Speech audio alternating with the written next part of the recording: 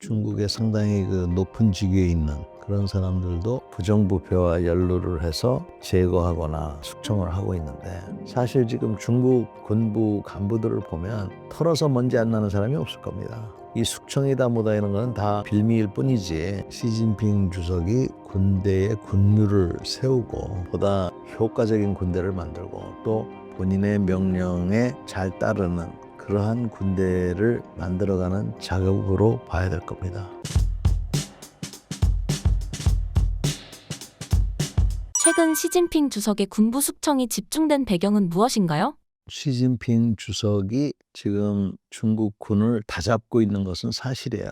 그래서 중국에 상당히 높은 직위에 있는 그런 사람들도 특히 부정부패와 연루를 해서 제거하거나 이렇게 숙청을 하고 있는데, 사실 지금 중국 군부 간부들을 보면 털어서 먼지 안 나는 사람이 없을 겁니다. 그러니까 이 숙청이다 뭐다 이런 거는 다 하나의 빌미일 뿐이지, 그래서 시진핑 주석이 군대의 군율을 세우고 그 다음에 그러한 군율을 세움으로 해서 보다 효과적인 군대를 만들고 또 본인에게 집중하는, 본인의 명령에 잘 따르는 그러한 군대를 만들어가는 작업으로 봐야 될 겁니다. 지금 그동안 중국군이 커다란 군대이면 틀림없는데 그 전문성이 그렇게 많은 군대라고 볼 수는 없습니다. 특히 계급이 올라갈수록.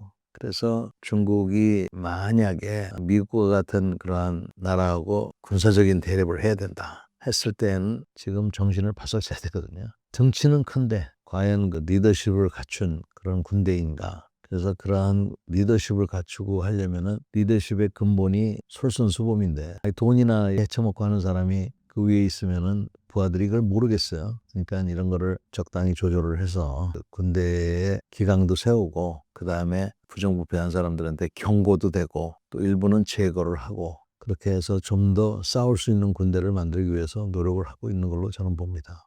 숙청된 인물 중 핵심적인 인물은 누구이며 그들의 낙마가 군 내부에 어떤 영향을 미쳤나요?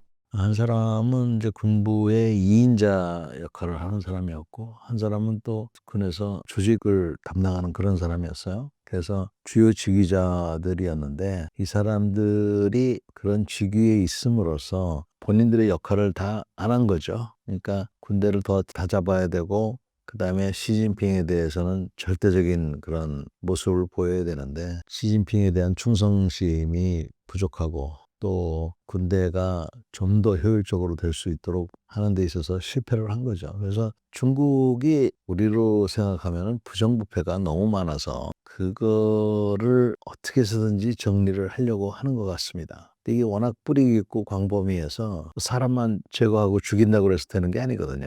복무 여건도 좀 더 개선을 해줘야 될 거고, 또 왜 자기네들이 지금 이렇게 세계로 뻗어야 되고 미국을 극복해야 되는지 이런 것도 좀 분명하게 좀 선전을 해야 되고 하니까, 그러한 과정에서 쉽지 않은 도전을 시진핑 자신이 받고 있고, 또 특히 이렇게 고급 간부들이 자기가 해야 될 일을 하는데 예를 들어서 뇌물이나 받고 보직을 준다든지, 그 옛날 우리 군대도 그랬거든요. 높은 사람들이 술이나 먹고 있고 고스톱이나 치고 그랬어요. 중국도 아마 그런 게 많을 거야. 중국 사람들 뭐 마작 같은 거 하는 거 좋아하잖아요. 그러니까 그러한 분위기를 어떻게 바꿀 건가. 그러한 군대가 높은 직위에 있는 사람들이 술이나 먹고 도박이나 하면 어떻게 전쟁에서 이길 수가 있겠어요. 남들은 그 시간에 책을 읽고 연구를 하고 있는데, 그러니까 그런 것들에 대한 거를 바꾸려고 노력을 하고 있는 것 같은데 그거 쉽지 않을 겁니다. 시진핑 주석의 군사 현대화 계획은 현재 어떤 상태이며 숙청이 이에 어떤 영향을 미치고 있나요? 어느 나라 군대든지 자기가 좋아하는 사람, 또 뭐 자기 고향 사람, 뭐 이런 출신별 이런 거를 편애하는 건 사실이에요.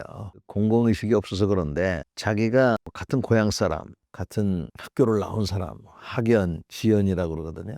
이런 거를 통해서 하는 거는 그래야 자기도 권력이 더 생기니까, 이런 개인 욕심 때문에 그런 건데, 조직이 봤을 때는 굉장히 안 좋은 거죠. 그래서 처음에는 이런 조직들이 있다 하더라도 이 군대가 커야 되니까, 하지만 이거를 없애야 되는데 이게 없어질 수가 없어요. 방법이 있다 그러면 의식을 잘 해서 공공의 이익이 먼저가 돼야 된다 하는 이런 생각을 해야 되는데, 거기에 가기까지 여러 가지 방법이 있는데 그 중에 하나가 이제 처벌하는 거죠.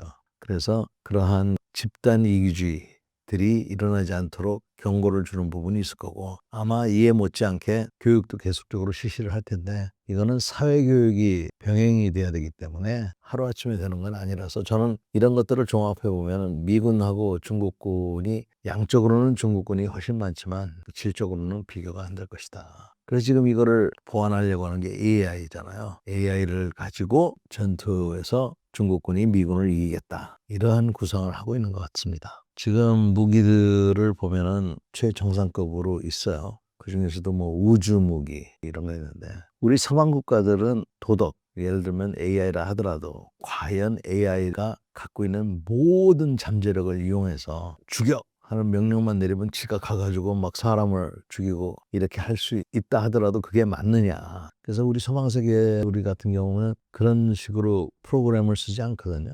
그러나 사실은 전쟁에 있어서 가장 좋은 전투 무기는 뭡니까? 양심도 없고 감정도 없이 그냥 죽여 그러면 가가지고 사람도 죽이고 개도 죽이고 고양이도 죽이고 소도 죽이고 돼지도 죽이고 물고기도 죽이고 이런 거예요. 그게 효율적인 군인이에요.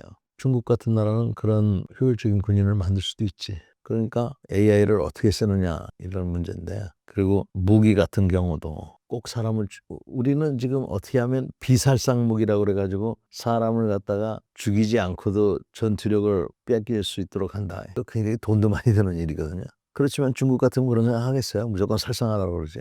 그래서 AI라 하더라도 운영하는 방식이 틀리기 때문에 그런 게 측면이 하나 있고 또 AI를 통해서 우리는 한계를 이렇게 좀 지어놔요.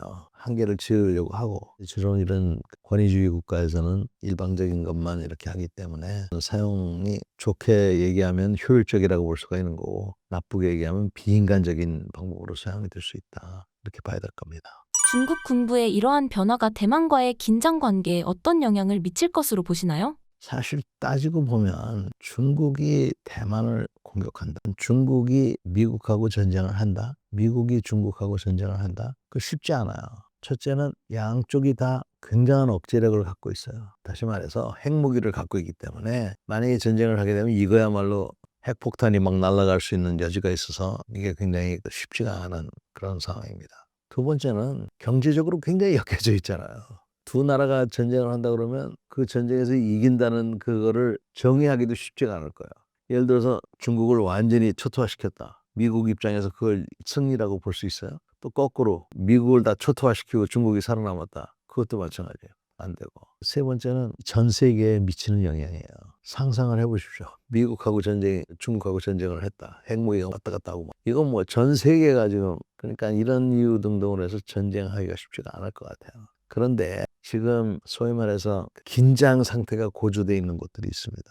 대만, 남중국해 그런 곳들. 거기는 지금 뭐 도끼를 막 찍고 정찰기에 대해서 전투기가 막 위협 비행을 하고 막 이러거든요. 그러다가 충돌이라도 한다고 그러면 비행기가 폭삭하는 거고 또 도끼 던지다 보면 누가 총을 쏠 수도 있는 거고 뭐 그래서 지금 경제전쟁은 이미 이루어지고 있고 그래서 이런 것들을 볼 때는 굉장히 위험하다고 그렇게 보는데 지금 중국 사람들이 대만 같은 거 하나 자존심 때문에 저러고 있는데 대만 없으면 또 어떠냐 이런 생각하는 사람도 꽤 있어요. 그래서 전쟁이 날 확률은 그렇게 높지 않다고 저는 봅니다. 다만 대만 해협 특히 남중국해 또 이번에는 우리나라 쪽도 지금 문제가 되고 있잖아요.